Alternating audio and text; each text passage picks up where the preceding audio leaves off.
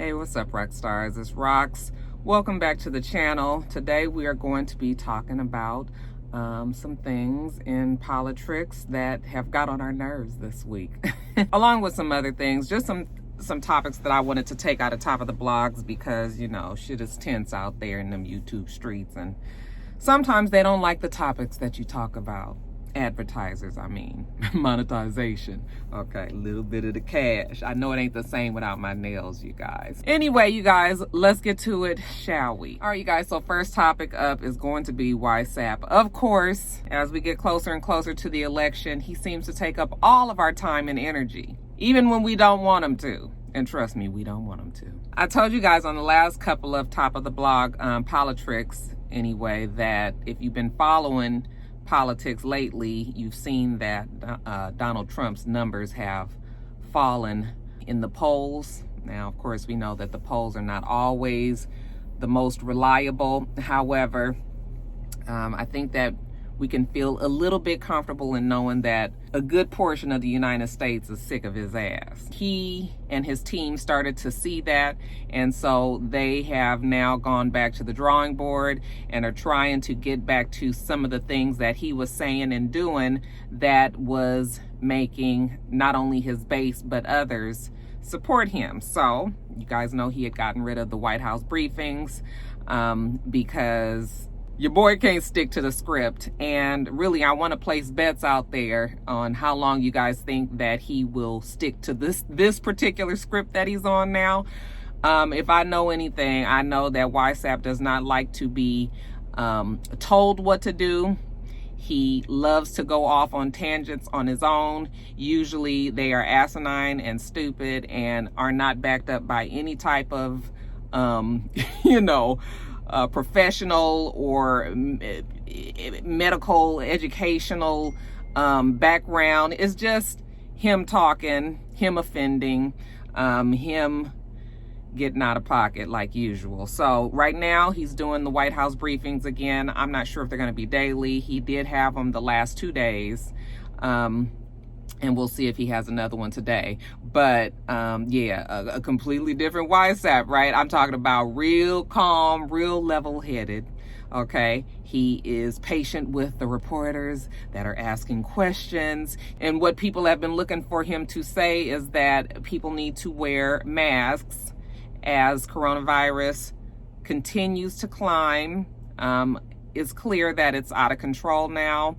It is a surge, and him being WhatsApp, you would think that he would lead the United States in the direction of trying to curtail and ultimately get rid of this virus. Now, we know it's hard for him because he does not believe that the virus is as serious as he, as the media likes to say. It's not just the media, though. It is the CDC and it's other government health officials that do this for a living, okay, who know a little bit better than WhatsApp, okay? He doesn't believe in it. He thinks the numbers are blown out of proportion. I guess he feels like it's a personal attack on his campaign. He won't admit to his failures in this. At this point, people just want the virus to be gone. People just want to get back to their regular lives. But as you continue to ignore what needs to be done, it's not going to. And I don't know why he couldn't see this as it gets bigger and bigger and bigger and bigger. So, like I said, he's having these White House briefings, and even though he's telling you guys that you must wear masks, he still is not wearing it. I think he wore one to that first briefing, and then we haven't seen him in a mask since. So just contradictory, and just he's just so stupid, you guys. But yeah, I'm serious about that bet, okay? How long you guys think before he goes rogue? Also, in his White House briefings, he has told us that he is trying to get some of this civil unrest under control. He's tired of these protests that are all in these different states. I guess as far as he's concerned, it's gone on long enough. He feels like the mayors of these certain cities are not doing their job. And he has gone and sent federal troops into now Oregon, Portland, Oregon. We saw the videos of men looking like they're fighting, you know, like it's a war against your own people. Like, why are you fighting United States citizens with your federal troops? It's just unreal. I mean, we see them pepper spraying. We see them beating people down with batons. At one point, before everybody knew that these were federal troops, we saw them actually putting people in unmarked cars. And, you know, as far as the regular viewer was concerned, it looked like they was kidnapping folks. You know, nobody really knew until it finally came out that it was federal troops. Now he has said that he will send federal troops, I believe 150 men and women, I suppose, into Chicago this weekend because of the violence there. I guess none of us would ignore or deny the fact that Chicago has violence issues like many other major cities in the United States. But I can't see how sending federal troops into there makes it any better. You know, confrontational, people are already highly emotional. You just know that it's going to end in some sort of death and disaster out there if shit gets too hot out there, you know. And I'm just worried for all of my Chicago folks out there that may get caught up. You know, I was just telling Ashley yesterday, you know, you better be careful because, you know, YSAP is on the rampage. And I guess this is his whole, you know, stance. If you watch his commercials that they play all day long, okay, if he hasn't invested any money anywhere else, he's invested in these scare tactic commercials where, you know, it's always been, you know, it's always been that these commercials for when people are running for presidential, it was more on the patriotic, more on the helping people, you know, better their lives and listening to the people of the U.S. and, you know, family and getting jobs and helping the old folks and, you know, making sure that insurance was good. And, you know, those are the things that people used to campaign on. Now, Donald Trump's entire campaign, at least his commercials anyway, are all scare tactics of how Joe Biden is not going to protect the people out there, that they want to defund the police, that they're going to have all this crime, and there won't be anybody there to protect you. And, you know, it's just so clear the dictatorship type of his ways. He just wants to be a part of a totalitarian dictatorship, and it's just so tiring. So the federal troops being sent in is just another way to I guess make his base see that, you know, he means business. He's gonna get out there and he's gonna stop these, you know, wild ass animals that are fighting and, you know, rioting and tearing up our cities and all of this.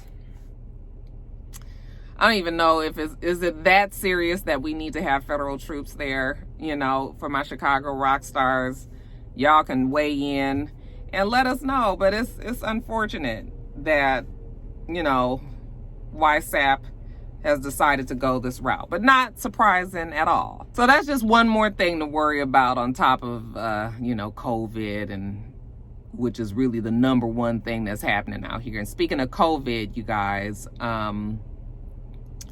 it's a bunch of countries around the world that has been like, y'all keep y'all ass, okay? You United States residents, y'all keep y'all ass over there while you guys running around here afflicted and infecting everybody. And anytime a country tells a person from the United States not to come there, where, you know, I'm sure that we contribute quite a bit to the tourist dollar for most of these countries.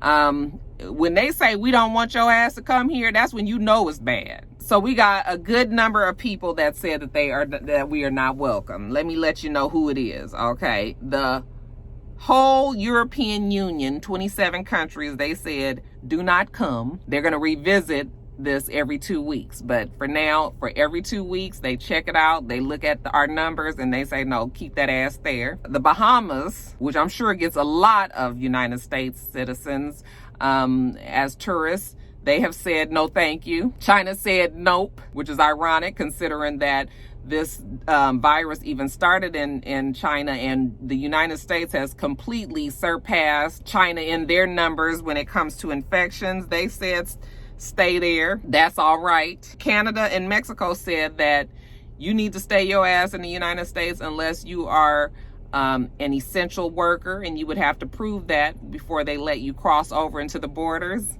Mexico was telling the United States not to come over there. Isn't that something? Japan says y'all can keep you and your virus in the United States, and New Zealand said do not come. New Zealand has pretty much wiped out the virus there. They have, I think they said they had 1 case of the coronavirus as of the 20th, which was just a couple of days ago. And I think as this grows and grows, there will be more people that will join in on that. Yeah, that's how serious it is right now. They don't even want you to come spend your money over there. An eye-opener for sure, right? It ain't no joke, you guys. I know people still think that it is out here, but it is not. And as it affects the whole entire world, I mean, it's just a scary thought. Yeah, that's what's going on. Let's talk about YSAG. Okay, Brian Kemp out here in Georgia. He is the governor. He is suing the mayor of Atlanta, Keisha Lance Bottoms, because a couple of weeks ago she put out a mask mandate for the city of Atlanta and required that everybody needed to be wearing masks. If they did not comply, then they will be ticketed. I think it was going to be a warning first, and then it would be a ticket, and then there could even be a fine. But I think the hope was that they would not have to enforce it like that, and that people would just do it. But also in her giving this mask mandate, she also had rolled back the phase of where we were as we reopened the state. So she tried to roll it back to the phase 1, where businesses like restaurants and things like that, you couldn't go in there to eat inside. You had to just pick up your, like how it was when we first went on this, quarantine. That goes directly against what YSAG is trying to do, because him, like many other governors of different states, a lot of them in the southern states especially, follow YSAP. And we know that they are trying to get everybody to get back to work. They're trying to make everybody get back to school, even though that's fallen apart, because I think parents have just finally realized that it is not going to work having these kids in class. And the government has not made any type of, advances in how they're going to protect the kids, how they're going to protect the staff. And even though they were given the choice, or, to parents to say if they were coming, most parents are just like, no, we're not doing this. Like one of my rock stars said, my child is not a fucking experiment or a political statement. Brian Kemp and many other governors, I believe, have their eye on the bottom line, which is the money, which is unemployment, which is draining these states as they have to pay millions and millions of people across the United States that had to file for unemployment. Okay. People got a break because we had the CARES Act that was going, and we'll talk about that in a little bit, that actually gave people extra money, but that's due to end very soon. So anyway, they're trying to get everybody back out there. I mean, we've heard some of these governors say things as callous as, yeah, the kids will go to school, and yeah, they'll catch COVID, and they'll go home, and they'll be okay. Okay. I think for the most part, they're not as worried about children. And I say as with emphasis, because some children have gotten sick and some have died from COVID, but they're not as worried about children as they are as they, of them being carriers of the virus and taking it home to their parents, their grandparents, and spreading it that way. They conveniently don't talk about that part. They just talk about how children have, healthy and robust immune systems, and that they can handle this. And I mean, I feel like I'm like talking, like I say the same things every week. I don't understand why it's so difficult for people to understand in our government. Okay, I guess that I'm not as well versed in certain things as they are, but I mean, it's common sense. Yeah, it's a fucking mess out there, and so many people have no faith in the government right now, and I mean, I feel like my kids, you know, my generation, my kids' generation, we have lived through so much. I mean, them history books, you know, 20 and 30 years down the line, when they talk about this time, is going to be off the fucking chain, right? And really interesting that we actually lived in this time. I'll be able to tell my grandkids how times, you know, how crazy it was at this time.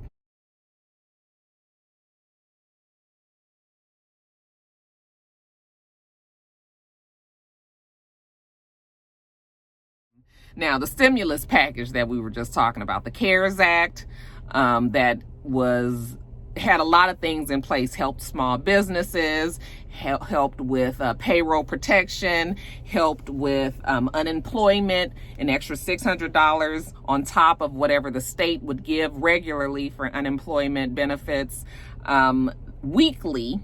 Okay. A lot of people that were on unemployment they started that back in, you know, March all the way, and it was supposed to go all the way through till July 31st.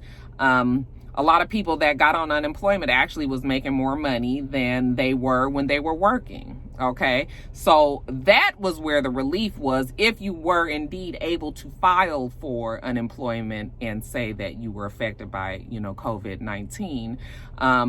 That definitely was a benefit, and people have needed that money, especially if you live in areas where the cost of living is fucking sky high, you know, or if you have created a very expensive cost of your own living, you know, if you have a lot of bills and a lot of things. I mean, that came in handy. However, that is going to end on July 31st. So, and you guys know July 31st is next Friday. So, and shout out to my sister-in-law, Marvelyn. Okay, Marvelous, is your birthday. Shout out to you. Anyway, so now the big discussion is what is going to happen with the CARES Act, okay? And most specifically, what is going to happen with the $600 a week? Like I said, some people are making way more than they were before, and that is one of the reasons why the government wants these people off of unemployment. At least many Republicans, not all, but most want that number reduced. The Democrats, of course, wanted to stay at $600 a week, and I'd be inclined to say that that would be very helpful for people. I mean, I don't really know what they think is going to happen. If they take that away, the $600, you know, if they take away the extra money, which I don't believe they'll do, I believe that they will reduce it if anything. But if they completely took away the $600 and you was just getting what your state benefits would deem, you know, like for instance, here in Georgia, I think that the maximum that you could pull is $365 a week. That's somewhere around $1,300 and something a month, and that's not even a house note for some people out here. You know, I can't imagine what it would be in California or New York. I mean, I know that California is higher than 365, but it's not that much higher. And when you place it towards how many, you know, people that have a 2,500 or 3,000 or 3,500, you know, rent or mortgage, then honey, even if you was getting $500 a week for a month, you know, a month's worth of that is $2,000. What does that do for people? So you're asking people not to go to work, but you don't want to give them this extra money, which is why I'm telling you that they're trying to make everybody go back to work so they can't say that I've asked you to stay home. See, it's a whole big, you know, we all know why they're doing these things. It all boils down to money. But yeah, everybody will be watching in these next couple of days to find out exactly what they are going to do about that $600 a week. I think Congress just went off of a break. They just came back from a break. I don't know how their breaks are scheduled. It seems like they're always on a fucking break. They're going to need to do something by the 31st. The Democrats, I think, are trying to get them to just extend the $600 a week until they can come up with something maybe in the next couple of weeks. But the Republicans don't seem to want to do that. And yeah, they're arguing and fighting it out. But like I said, I feel like if you are truly concerned about, your fellow man and your citizens of the United States, then they're going to have to do something to help a lot of people that are on unemployment.